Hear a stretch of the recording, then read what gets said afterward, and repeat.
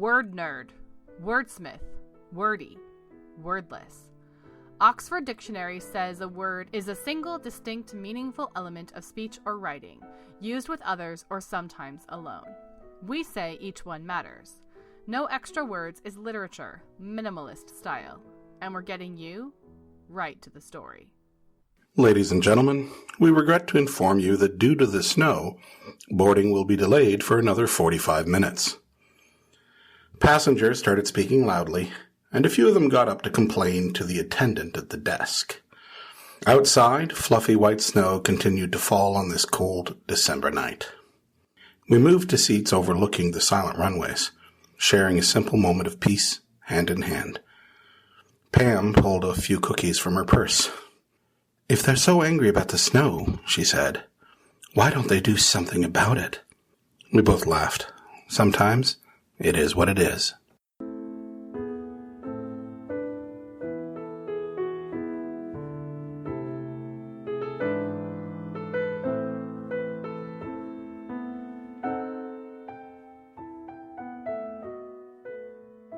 Hello there. Welcome to No Extra Words, the Flash Fiction podcast. My name is Chris Baker-Dersch. I'm your producer and editor. Today is all about the drabble. What's a drabble? A drabble is a 100-word story. Not 96 words, not 102 words. 100 words makes a drabble. They're often used as writing prompts. You know, you'll get a prompt and you'll be asked if you can write a 100-word story about blank. All the stories we're going to feature today come from a writing contest, a drabble writing contest put on by the 10-Minute Novelist blog. Katharine Grubb of the 10-Minute Novelist is going to stop by later and tell us a little more about the contest and the 10-Minute Novelists, so stay tuned for that. Looking forward to hearing from her. But what you have to keep in mind as you're listening to these stories is each writer got 3 prompts, and they were told these stories can be any genre, any voice, any style you want. You just have to use the 3 prompts. And so I'm going to put them together in little groups, so you're going to hear how different writers interpret the same 3 prompts. Michelle Dock kicked us off with his response to snowboarding, cookies, simple. Now, Michelle enters this contest a lot, so when I talked to him to get permission to use his story, he was asking me which one, and I said, well, it's the one where you cheated and split snowboarding into 2 words. He said, that's not cheating. I said, of course, you're right. The one where you expanded the definition of what snowboarding could mean. So you are going to hear, coming up next, first Bob Allen and then Adrian Fraser with their take on what they did with the 3 prompts, snowboarding, simple, and cookies. And then I'll be back to tell you more of what's going on today on this jam-packed episode 82.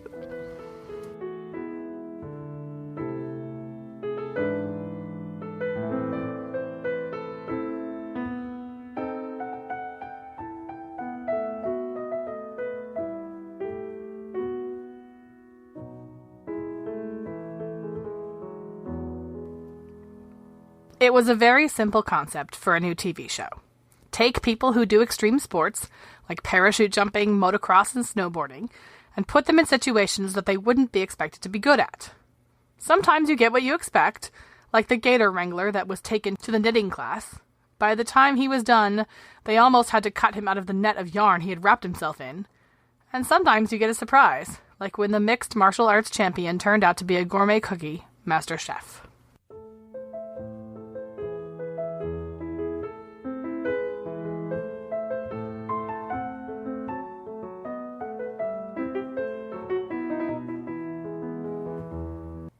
If it were simple, everyone would be doing it. Chris warned his younger brother.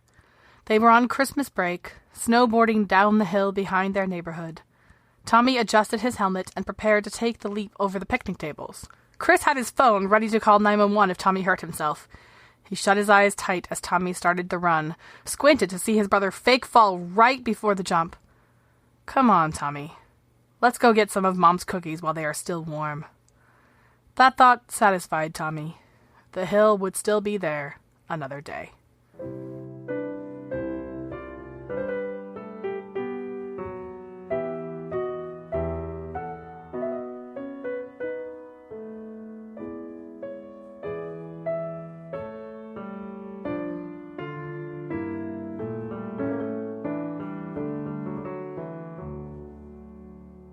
Hi, it's Chris again. Isn't that fun how one set of prompts can lead to so many different pieces of fiction? Before we move on, I'm doing a dozen Drabbles today. We have tons of stories on this episode. But before we move on, I wanted to take a minute to celebrate where we've been. May 29th, coming right up here, is our 2-year Podcastiversary. No Extra Words launched May 29th, 2015. And I wanted to go behind the scenes and give you guys a little bit of insight into everything that's happened on the show since we launched. All these numbers are going to include today. So including today, we have released 82 episodes and 13 special episodes, all of which are available for free in our archives. And here's what we've managed to do, guys. This is quite the literature class. 251 unique pieces of literature have been aired over that time. 4 of them were rebroadcast at one time or another for a total of 255 pieces. We do primarily fiction. 218 of those pieces were fiction. 18 were poems, and 19 were nonfiction pieces, including 10 Writing Spaces segments, which showcase our contributors telling us about who they are and where they write. We love our contributors. A contributor is anyone who's not me who shared work with us. 231 of our pieces were shared by contributors, 19 by yours truly, and 5 came out of the public domain. We've had 185 contributors share their work. I had to stop and think about that for a minute. That's 185 writers who have entrusted their most precious thing, their manuscript, to me here at this show. I know some of you are listening. Thank you. Thank you for letting me bring your words to life. Thank you for being part of the show. This show would not be what it is right now if it were the Chris Show. It is what it is because of the voices you all have brought to it. Thank you so much. 23 of those 185 contributors have shared more than one piece with us, some as many as 4 pieces over the life of the show. Thank you. I'm asked a lot where our pieces come from, and the answer is sometimes I find something great and ask the writer to use it, which is what happened today. But most of the time they come right out of the submissions file. He will send things to us, and I fall in love with them. To date, I've read 489 submissions and accepted 184 of them. Some of those that have been accepted are still forthcoming. Great things are in the works. So I wanted to just take a minute and celebrate those numbers and celebrate the voices that we share on this show, the writing that we share on this show, and the writing that we are continuing to share on this show, including the works of 12 writers just today. Isn't that awesome? Coming up next, Pam Humphrey and Olivia Fulmer-Ard. By the way, all of our contributor bios for today's show are at noextrawords.wordpress.com. Stop by and see these great folks that have put together these Drabbles. They're awesome. Pam Humphrey and Olivia Fulmer-Ard respond to the prompt, Trustworthy, My Best Friend and McDonald's. And then immediately following them, Carol Conlogue and Elaine Bayliss respond to the prompt, Bruises, Chickenpox, and Busy. And once you hear those 4 Drabbles, I will be back to introduce our special guest for this episode so you can hear everything she has to say about the great work she is doing. Enjoy the upcoming Drabbles.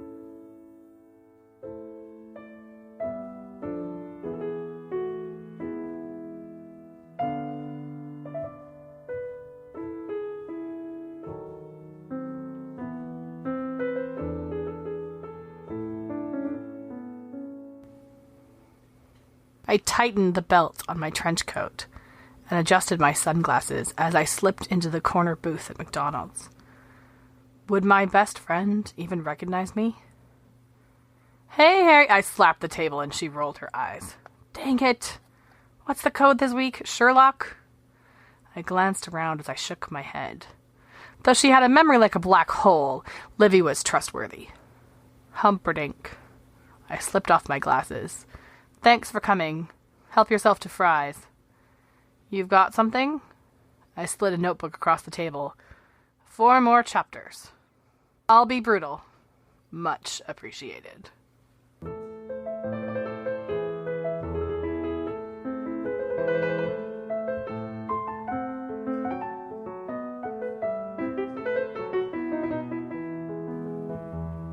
When I drive past the McDonald's on Sullivan, I think about Krista. We worked together the summer of our sophomore year, back when we thought driver's licenses and pay stubs and stolen kisses with the cute boys who worked the fryers made us grown-ups. We started working on the same day and from that point on we were inseparable. She was my best friend, the most trustworthy person I knew. But I saw what she scribbled in her infamous purple glitter pen, spelling out a confirmation of my worst fears. Puberty is a war zone. And now it's my daughter's turn.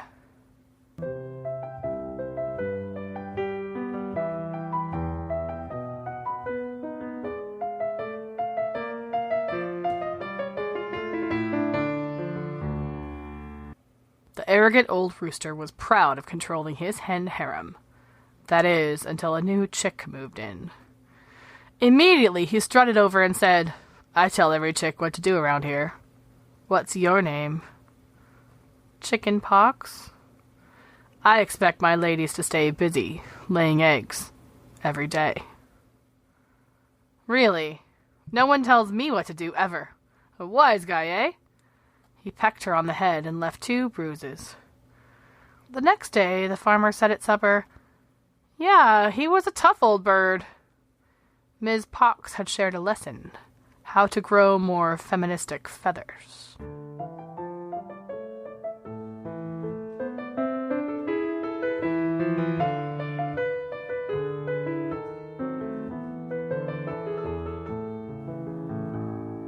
"So you don't remember if Mark had chicken pox?" I asked my mother-in-law.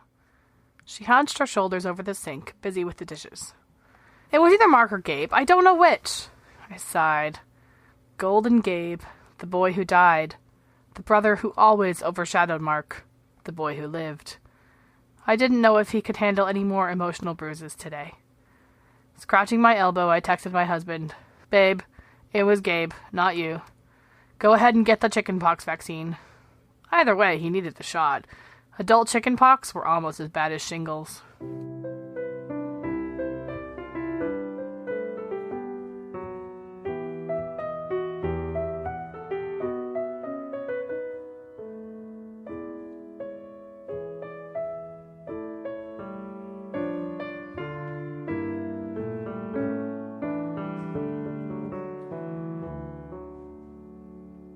As promised, joining us on today's episode, a very special guest. Katharine Grubb is the author of the book How to Write a Novel in 10 Minutes a Day. Her website says she is a homeschooling mom of 5, and I can tell you she's an expert at taking the odd bits of time we all have in our busy lives and turning them into productive writing time.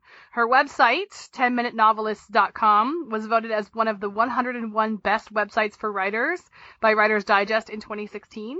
She's a published novelist as well as nonfiction writer. I'm going to let her tell you more about herself in a minute, but first I want to ask her, do you write flash fiction?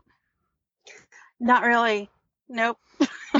Fair enough. That's completely and totally okay. And I like hearing that from people because I like when people who aren't immersed in this format embrace it in the way that you have. And we are going to talk about your contest and all of the ways that you help flash fiction writers in a little bit. But first of all, I want you to just tell us a little bit about yourself, what your writing day looks like, a little bit about your books, that kind of thing. Okay, my writing day, about myself, my family and I live in central Massachusetts, and my homeschool life is more simpler than it's ever been because my second daughter is graduating this year. My older girls are moving out this fall, and I'm going to cry probably thinking about it. So they're both going off to college and locally, but far enough away where they need to live on campus, and it's a big deal. All we're talking about is college. I have 3 at home, and my son is finishing his 9th grade year. A son is finishing 7th grade, and a daughter is finishing 5th grade. And then my husband works in IT. And that's all there is about me, really. So my writing days are different every day, really, because my children's needs change every day. And I'm a slave right now to the teenage work schedule, and I have to drive them everywhere. And so I get up really early and I go to bed early so that I can maximize my daytime. And I'm trying to find these pockets of time and thinking, okay, what's the most important thing I have to do? Okay, the most important thing I have to do is get this kid to work because she's paying for her own college, so she needs to be taken to work with a happy heart. Okay, the next important thing is I got to make sure the other kids are homeschooled. Okay, well, I can work with them together for about an hour, and then I can have my laptop next to them for another hour and supervise them, and that can multitask there. And we got to eat. We have to have the laundry done. It's kind of a constant question of what's the priority here. And if I can squeeze in, sometimes our writing goes way down on the priority list, and you just do the best you can and try to give grace for yourself and not to fret about marketing or fret about I didn't meet my goal or fret about everybody's watching me or anything like that. You just, hey, you know what? You got to do what you got to do. And you move on. Tomorrow's another day. That's awesome. And I'm going to let listeners in on a little bit behind the scenes today. We are literally, this is so quintessential of you, I think, and what you do. We are literally catching you in your car and you have just dropped kids off at work. And so we are one more thing that has had to fit into the jigsaw puzzle of your day. And I think, you have said it before that there is a lot of time that just dribbles away. And if you can catch those moments, they can be really useful. I mean, it works out. I downloaded Skype on my phone so I could at least try to do this. I don't know if it's going to work or not. Who cares? I'm going to try it. And I was sitting in a parking lot. My daughter works as a cook at a camp, and it's in the middle of the woods. And so, I'm right here. I couldn't be in a better spot. I mean, this is actually a gift you're giving me. And my other children aren't talking to me or knocking on my door. So this isn't so bad. It's all a matter of perspective. That's amazing. I have one child, and I wonder sometimes how I juggle my writing life around his nap schedule. You're a superhero. We are showcasing today on the show a bunch of entrants of Katharine's Drabble contest that you run on your website. This is an apples to apples Drabble contest. So all the stories you're hearing today were written inspired by 3 apples to apples cards. What in the world inspired you to start this, and how long have you been running this contest? Okay, well, my children inspired me. We have an apples to apples set that's like the junior edition, and it's, oh my goodness, it's probably a 20-year-old set. And we've played apples to apples according to the rules before. But my kids like to be creative with it and use the cards on all kinds of various things. And sometimes they make up their own cards for their friends. We've just kind of cannibalized this game for various purposes, just that are really creative. And I've always thought they were fun. Once you play your game and you're all sitting around and you're waiting for the next thing to do, you start making up stories. I wanted a short story prompt using the apples to apples cards, quite frankly, because I wanted to see if it would gain traffic on my blog. Something to do once a week. It's one more thing I don't have to write. I just cut and paste it in and see what happens. And then I was looking up types of short stories because I know there's a lot of different kinds and they all have different names. And then discovered, hey, there's this thing called a drabble, which kind of rhymes with apple. There you go. That would work. I'll make this work. And so it just kind of like, hey, let's see what happens. And I started it at the first of the year, and I knew it had to gain traction. I didn't expect it to first 2 weeks to be a hit. So I took all my photographs of the apples to apples cards in advance. So they're done. Trying to set it up. This is a behind the scenes thing. Set it up so it's low maintenance on my end. You schedule stuff in advance. Can make it work for you. So it turned out that it's done really well. In fact, it gets more hits than any other thing I do, which is humbling. And so it's like, oh, okay. It's been fun, and I gained a lot of interaction. So we've got a couple of regular people who come every week and put in their entries, and that's really fun. And it's really fun to see the creativity at work. Even though I don't have the time really to invest in this, I'm learning from the entries because they're taking the words and they're twisting them around and they're using different meanings and they're stretching the rules of genre. And sometimes you get this last sentence that is like, whoa, and it's really a good exercise. And sometimes you just have to know when to say no. And I just don't have time to force that from you right now. But I'm being entertained by it. Plus I get all these hits on my website, which is a good thing. And so it's turned out to be I'm going to keep it around for a while longer than I expected.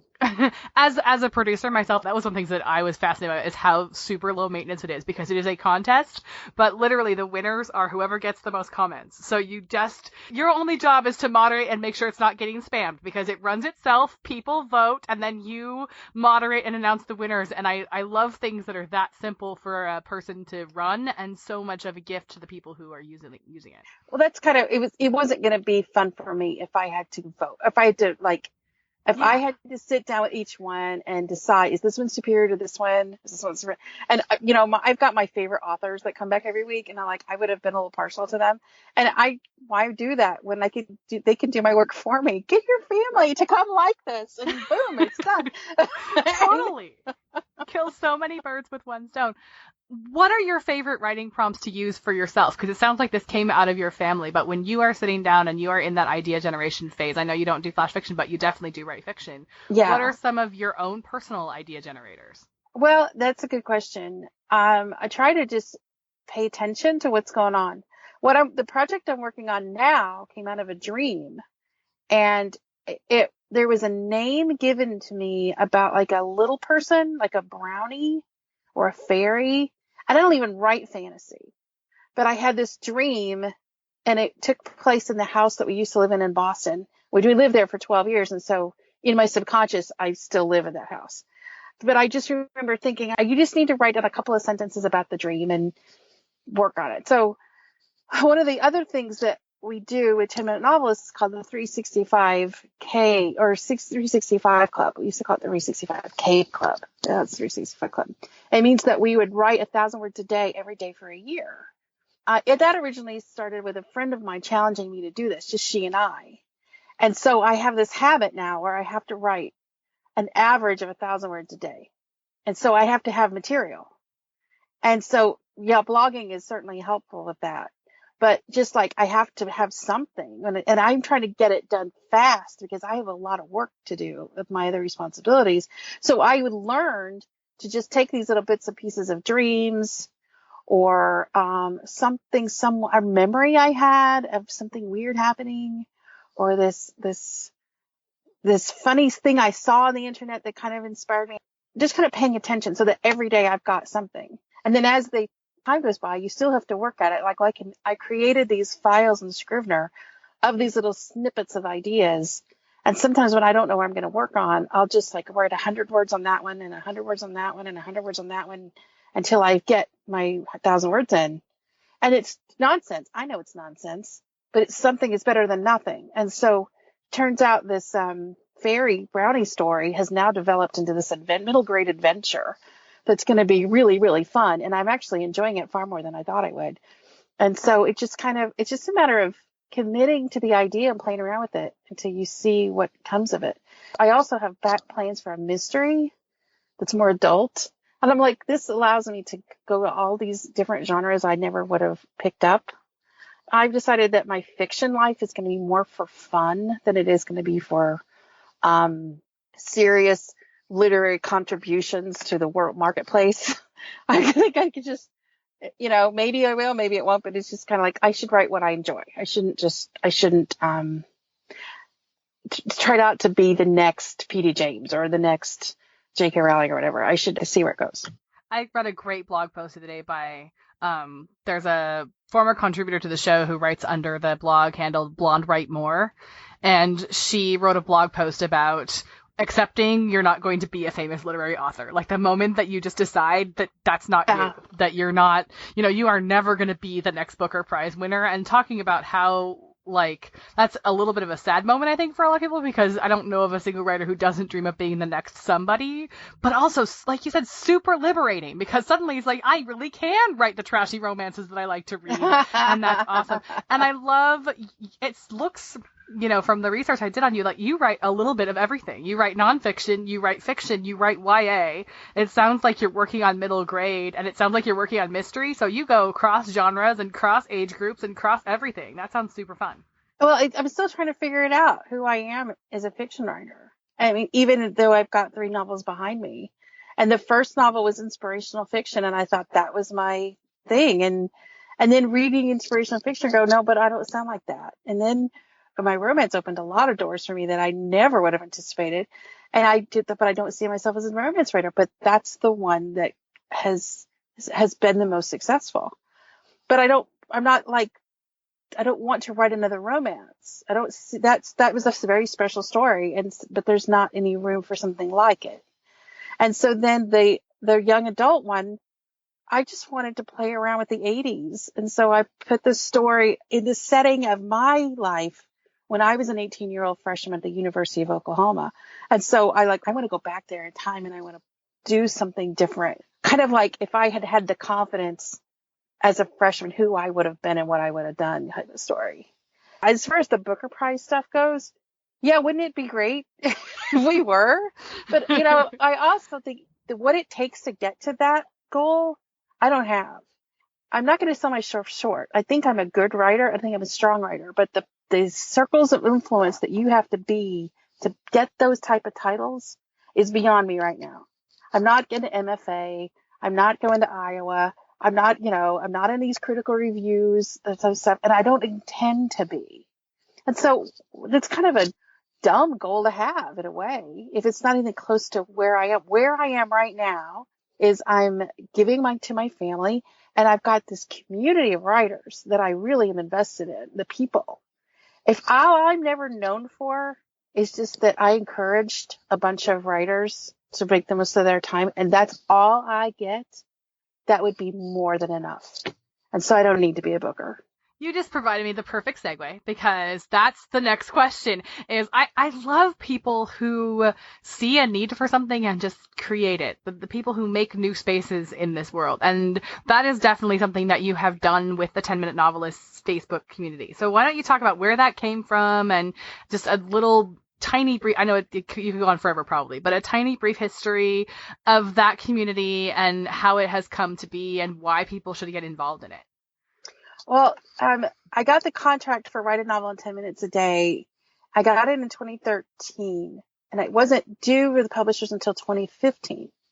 And so, because I told them, I was like, we're going to write in 10-minute increments. You got to give me a long, long time. You get it? And totally. Have you seen the title of this book? I need a long. I hope you understand. And so they gave me 2 years. And so that was really great. And so in 2014, in the spring of 2014, I was in the middle of drafting it.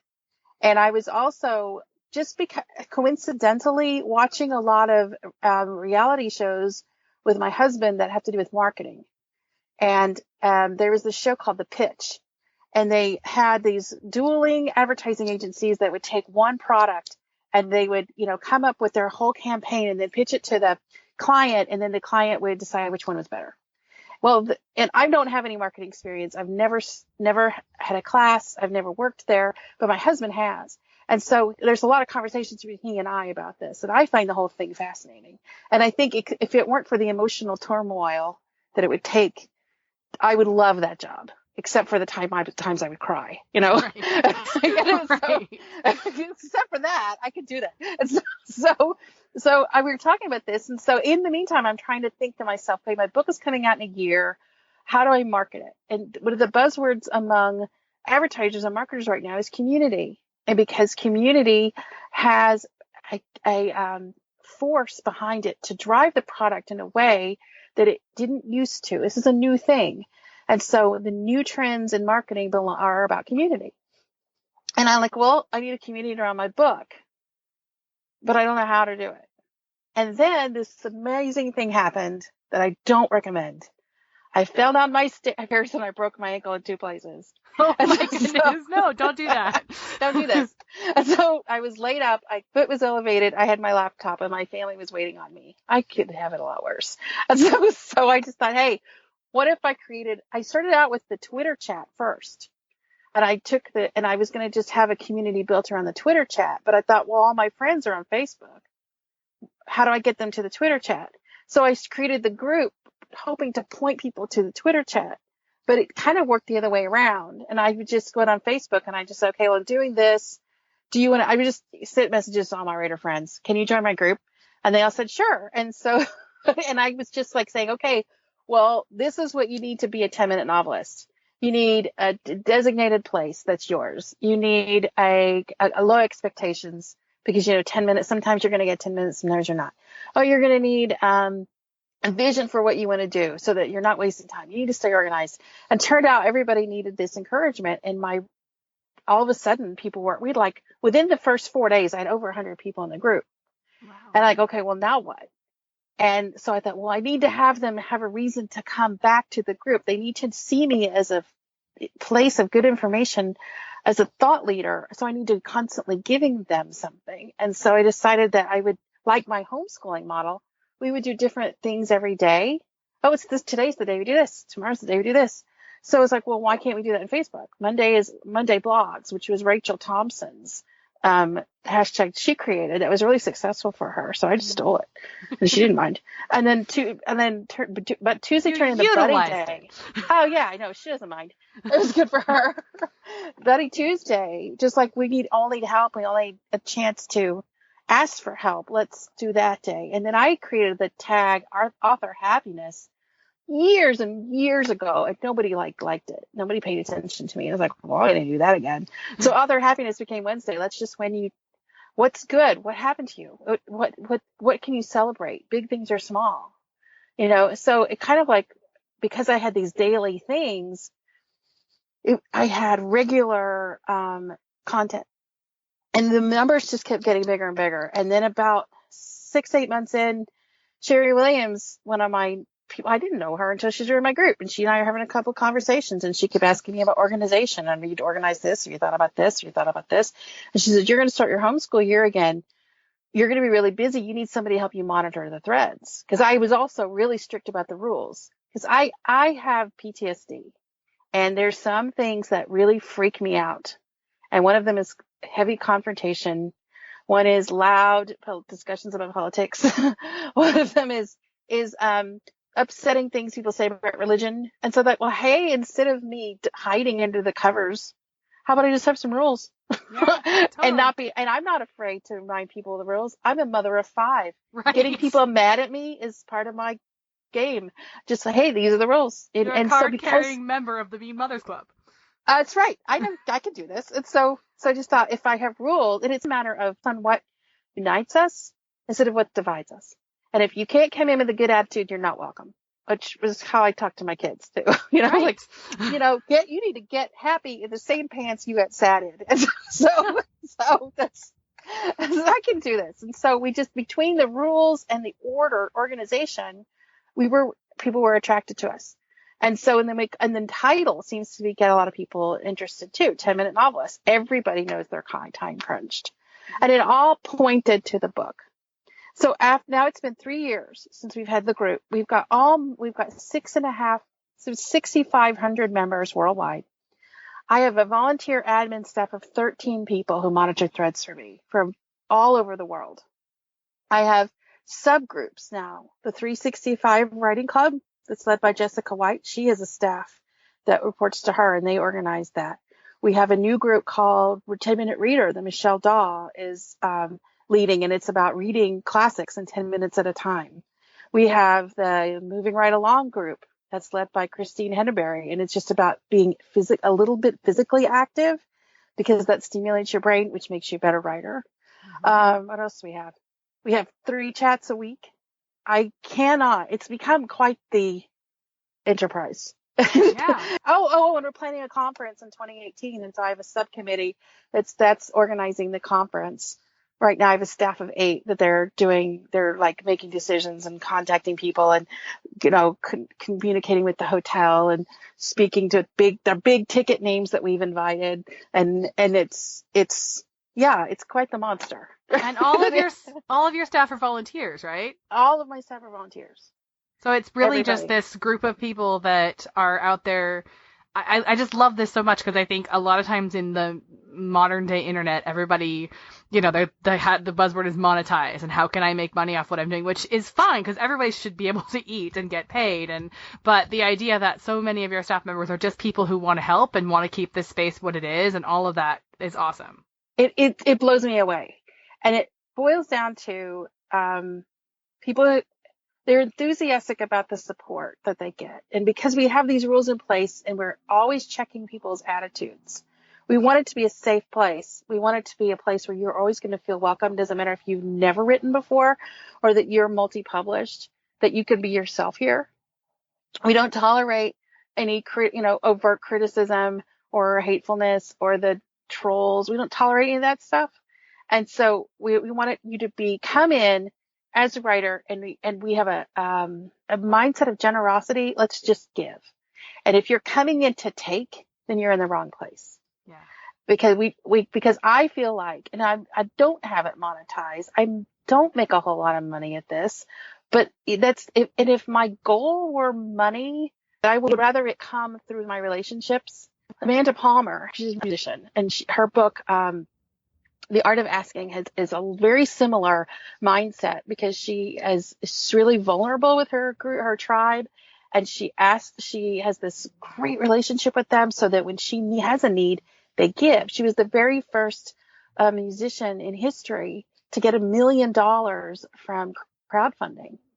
And so it's like, because she's got this intimate relationship with everyone. Well, I'm not in it for the $1 million. I'm in it because I really love these people. These become my best friends.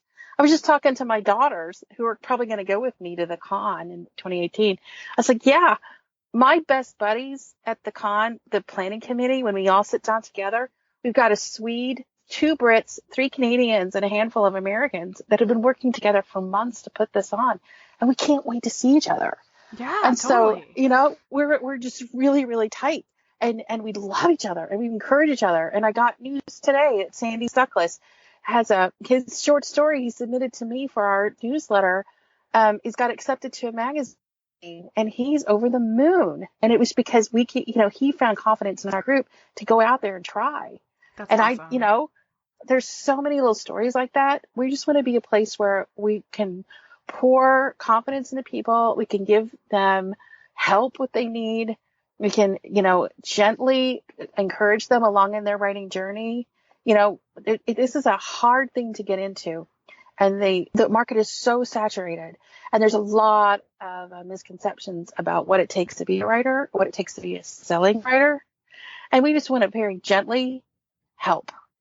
And sometimes that means, hey, watch out for the predators that are going to take advantage of you. Or it means, hey, you could probably, why don't you try uploading Grammarly and work on that punctuation and grammar help? Or it might mean, just like, this is the difference between points of view, or something like that. And it's just, I don't know. It's just a real, the environment is a generous one, and we want to keep it that way. So I don't know what the future holds for us other than the con, and to see what happens. But people like us, and we like them, and so we want to keep this culture the way it is. That's absolutely fantastic. I love it. And I just, my recommendation to everyone listening is go check it out. Before I let you go, I want to give you the megaphone and let you talk about what it is you're promoting. So that can be more about the con, or books, or both, or where people find you, all that kind of good stuff. So sell yourself for a minute or two. Okay. I'm glad you said that. I have a new book coming out in June. It's called When the Timer Dings. And then the subtitle I never can remember.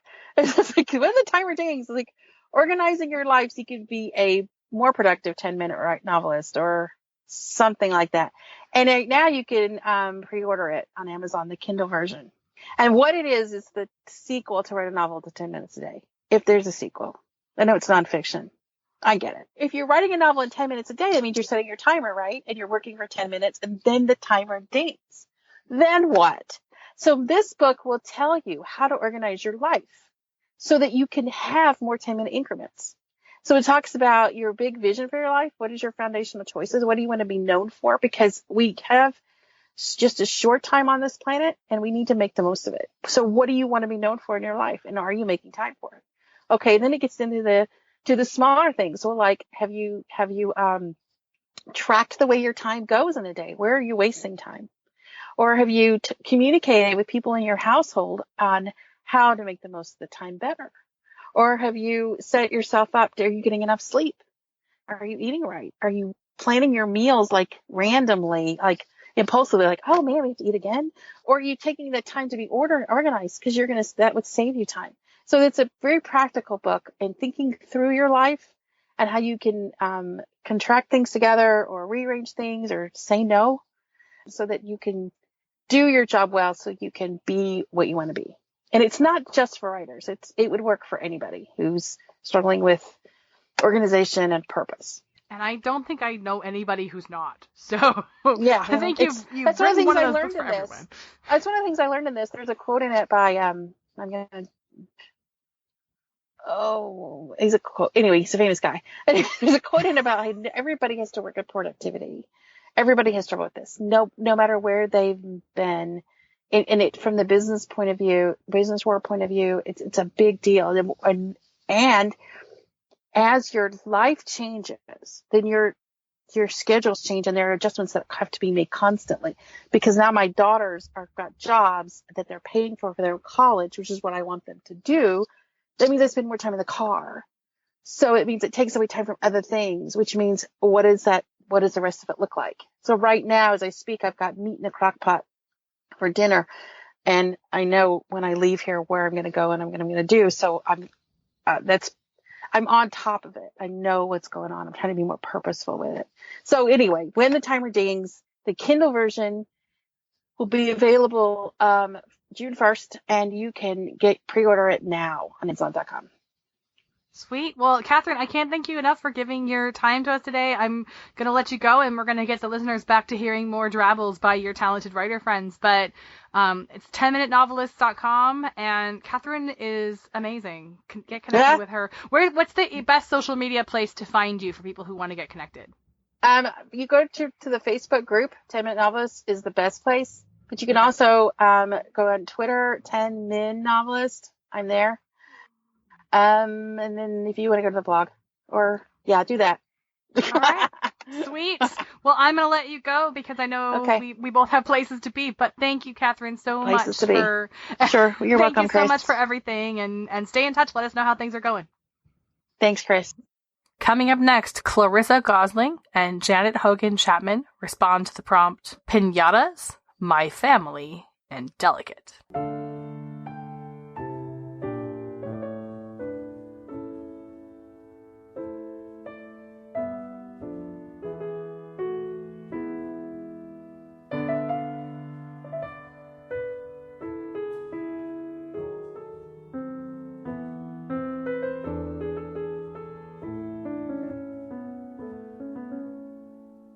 We meet up with my extended family every year. The children run round while the adults chat. Though my sister can be delicate and won't join in. It's too muddy. She might ruin her pretty dress. Or her hair. And she just watches us. And is soon forgotten. Yesterday's event started just as every other year. But when they heard the screams, everyone came running. I turned the corner to see my dad, holding one of our cousins by his ankles, walloping him like a piñata. And my sister was watching smiling, with mud and tears smeared all over her face.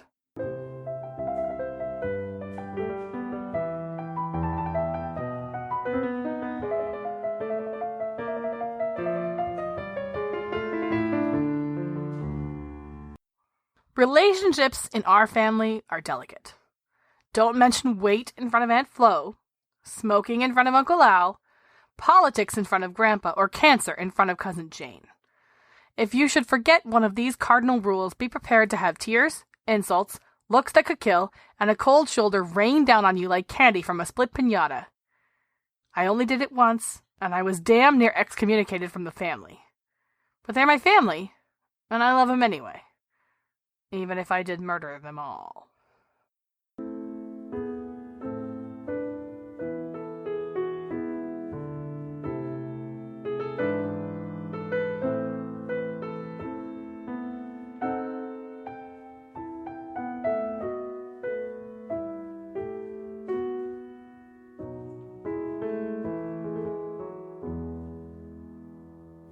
So there's so much going on today's episode. We've talked about where we've been and where we've come from, and we've shared stories, and now we enter year 3 of doing this show and of having this experience. And I am talking to you as I've just finished editing the interview that I had with Katharine. I'm so grateful again to her for taking the time to talk with me. I have spoken before about this theme of place, which has found us. I don't think I was looking for it. I think it found me on the show this year in 2017. And place is not just physical. You know, you can be at a place in your life. You can be at a place in your mind.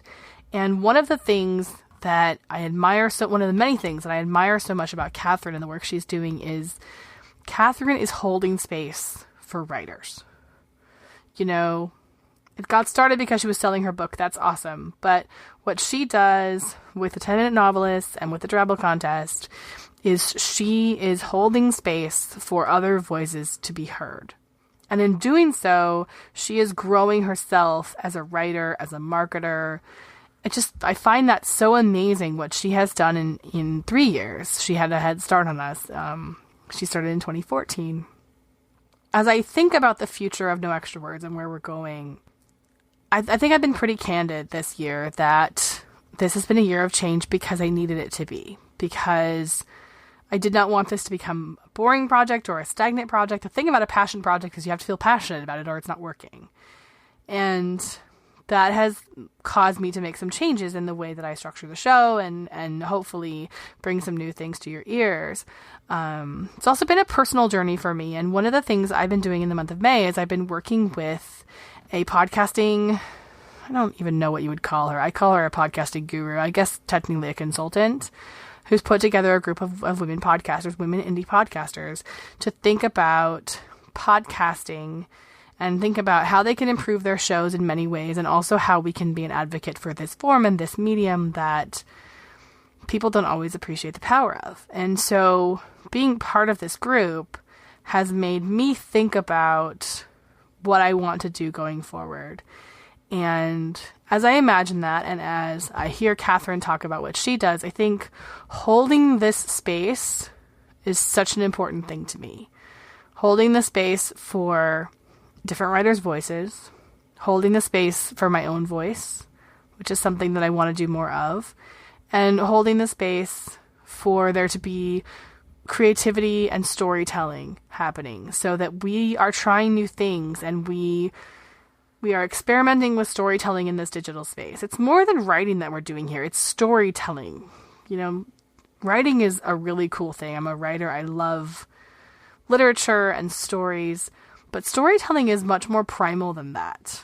Storytelling encompasses more than that. And so I'm not sure what No Extra Words is going to look like in 6 months or a year.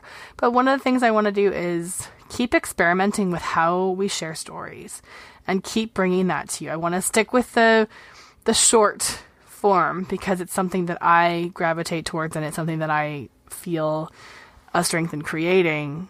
And I definitely want to continue to bring you the voices of different writers. But I think we're going to think about how we do that. And I'm going to challenge myself to grow through this. And I think I'm also challenging you to grow and you to hold space for story and for experiences, and maybe not just your own.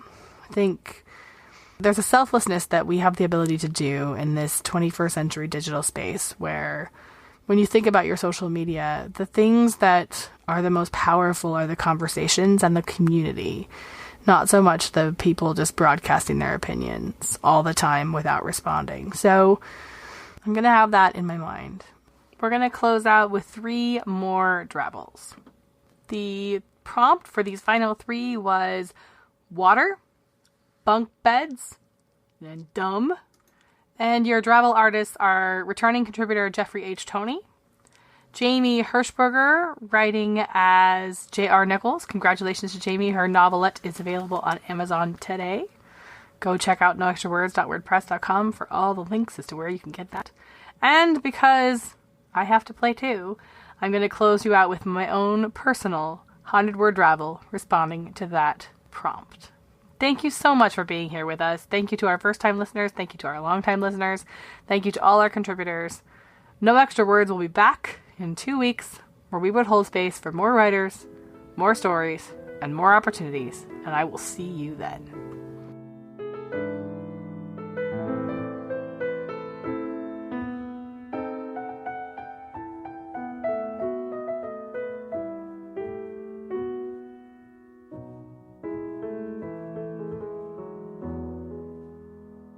Our twins have been fierce competitors ever since they wrestled over who got the crib closest to the bedroom door. Graduating from side-by-side cribs to bunk beds escalated their epic rivalry. Indignant cries in the middle of the night as bottom bunk Henry filed his complaints against his top-dweller brother for leaking on him. It was not water. Henry's incessant lobbying for the coveted top spot was matched only by his brother's rapid-fire insults. Idiot, stupid, dum-dum. Good-night moon ritual reading soothed me as I drifted off in the bottom bunk, blessed, happy, and whole.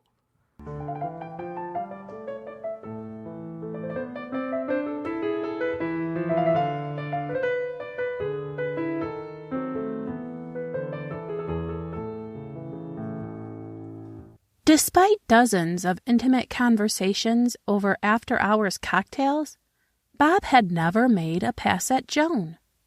She'd practically given up on him when he'd invited her to the cabin. "Just the two of us," he'd said. She arrived as the sun started its ritual descent toward the shimmering water. "Come on," he said. "I'll show you to our room." "Our room?" She followed, wanting to respond, but had gone dumb considering the implications of his words. He flung a door open, walking over to one of two sets of bunk beds. "Do you want the top or the bottom?"